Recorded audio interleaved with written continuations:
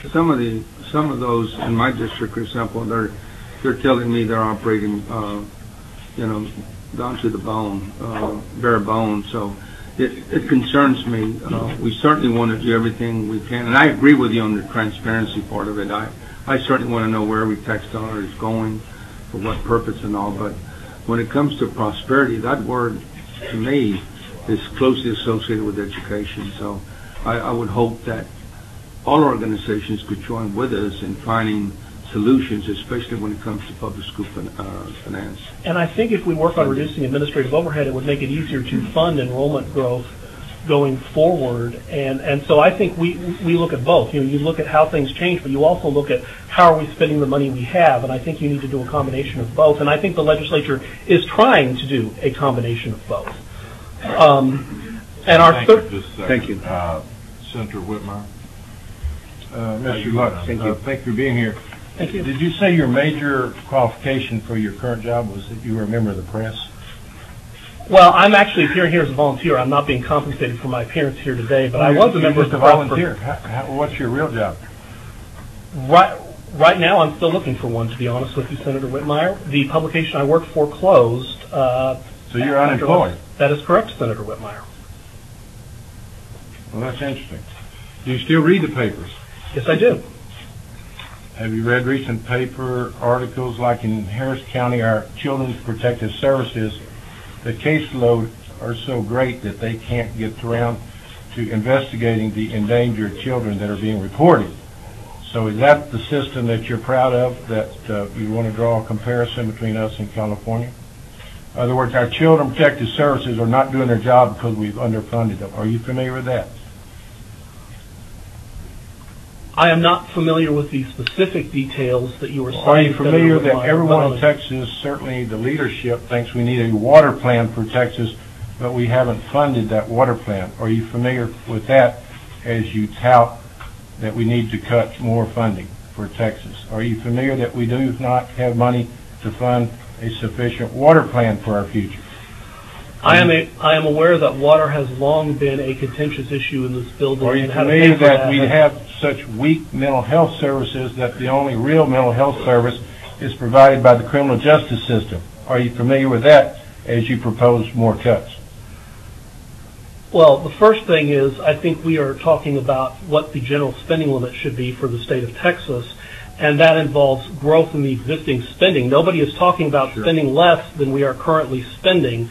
So I have not. Are you familiar that the Forestry Service, when we had the Bastrop wildfires last September, did not have sufficient equipment or resources to attack that forest fire? Are you familiar with that? I have learned that this governor has made a priority of responding to disasters and works hard to find. I'm going to let you off this morning because I came here primarily to listen this morning.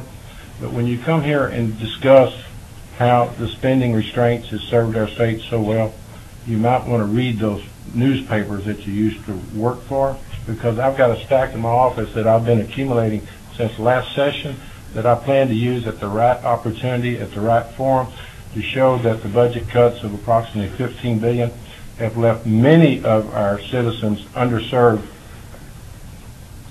with the need for basic services, such as higher education, public education, and I can go on, but I think you've helped me make my point this morning.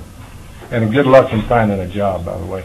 I respect that we may have a difference of opinion on some issues, Senator Whitmire, and on the role of government.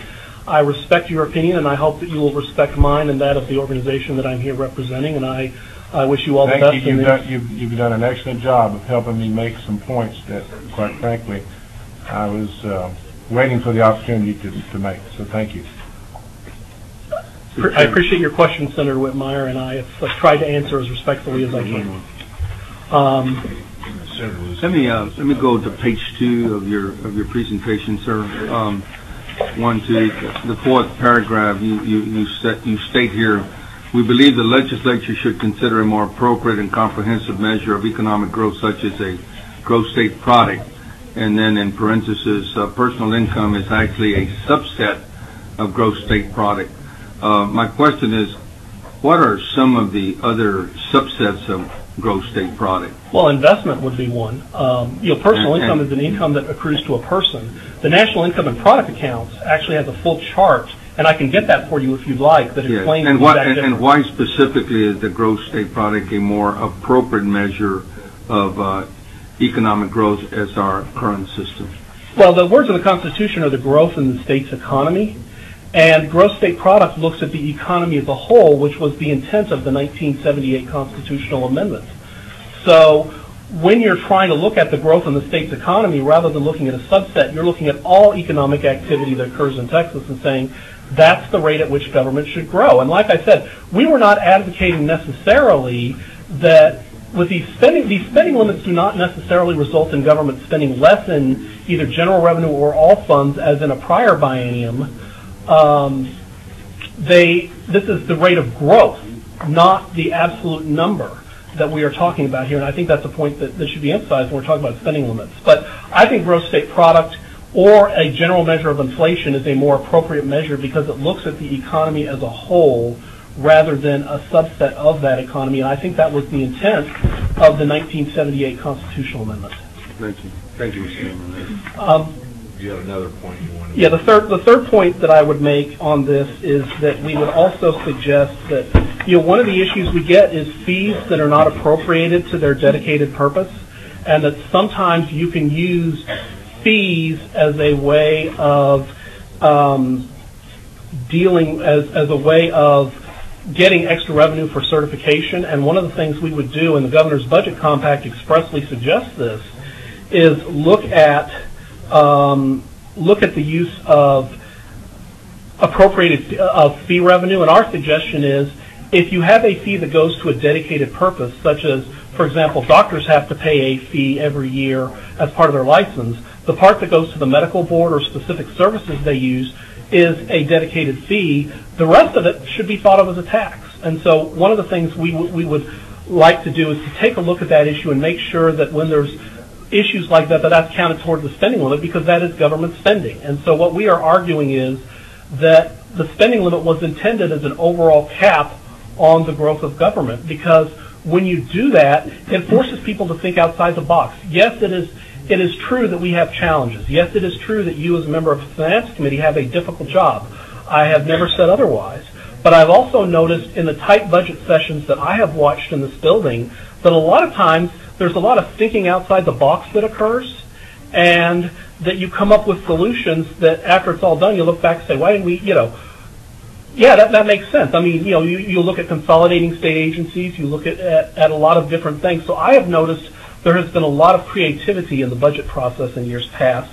The only other thing that we would say, I mean, Peggy Venable has always been concerned about local revenue and debt, and while that is not part of your charge, we also believe that where you could really control government would be to look at what is going on at the local level. I admit, I live in the city of Austin, so I see, the city of Austin probably is a lot more interested in spending than some other cities and counties are, but we have always advocated for limits on spending at all levels of government, and we would note that this was recently on the Republican primary ballot, and I can, the Secretary of State obviously puts out how that did, but what I've noticed is when I first started following Texas politics and government, most of the discussion in the campaign was about social issues on the Republican side, and there has been a shift. There has been a lot more discussion of fiscal issues, and part of that's what's going on at the federal level, and I'll be the first to acknowledge that. But there's been a lot more of a shift where people are talking about fiscal issues. And so I would say this, I think that we do a lot of good things in the state of Texas. I think there's always room for improvement. I thank you just for holding this hearing, even if you don't agree with me. I'm sorry. Shapiro. Thank you, Mr. Chairman, and again, congratulations. On page 3 of your document, I'd like to quote one of your statements. A lot of that problem is due, and you're referencing city and local governments.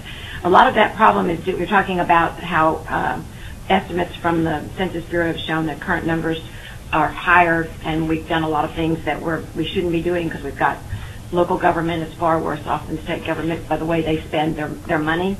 And you say a lot of that problem is due to the fiscally irresponsible actions of local government in Texas.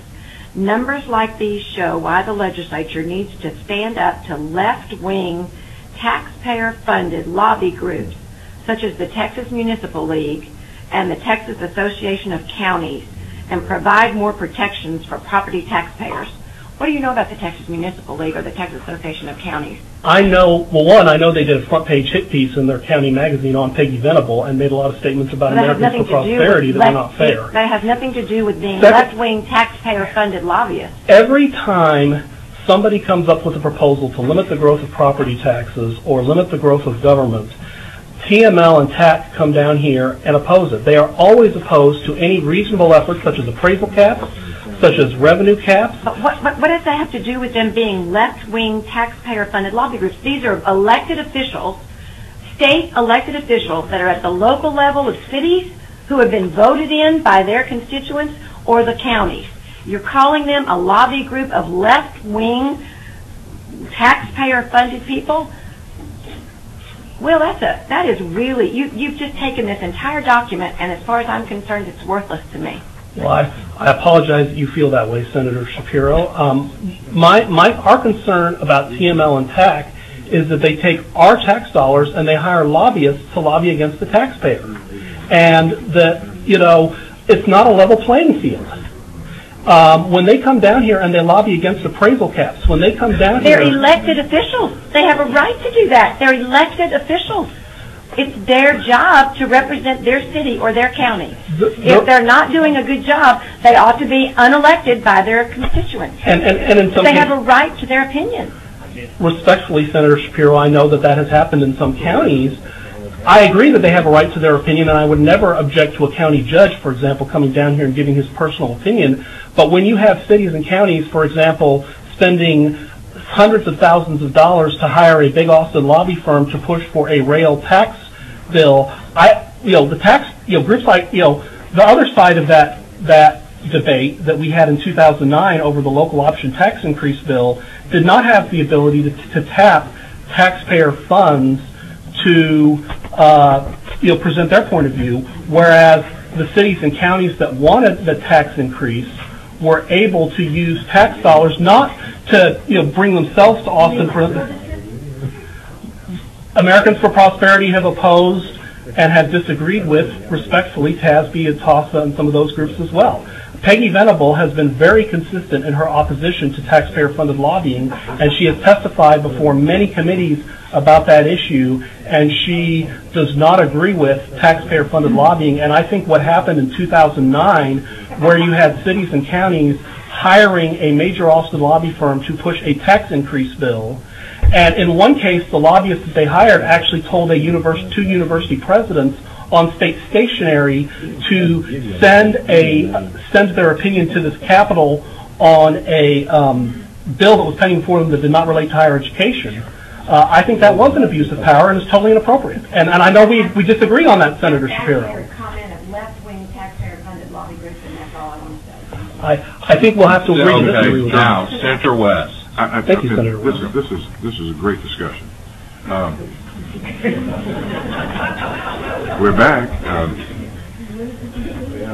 How do you define left wing? I think the idea that there should be virtually no limits on what tax rate you can levy, I would consider that liberal.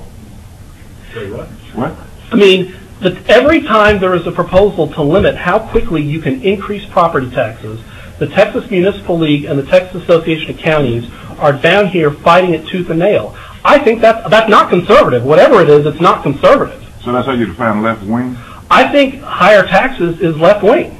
Absolutely. So you have all these senators up here. Which one of us are left wing and which one is the right one? I would say that Americans for Prosperity. No. That's not the question I asked you. You're here testifying in public. Individually, which one of us are left wing, which one is the right one? You are asking me to characterize. Yes. I mean, you characterize these organizations right here, which are comprised of elected officials. I'm asking you publicly. Your organization considers which senators up here left wing and left wing. Just I would suggest that maybe You might have concluded your testimony here. Senator West, would you I think your 3 minutes is up. would you be acceptable if I take the chairman's invitation, or do you wish me to? Can I take the chairman's invitation? But I still would like to know at some point. If you wish me to get back to your office, I will ask Peggy Venable to get back to your office. All right, and Mr. Heflin.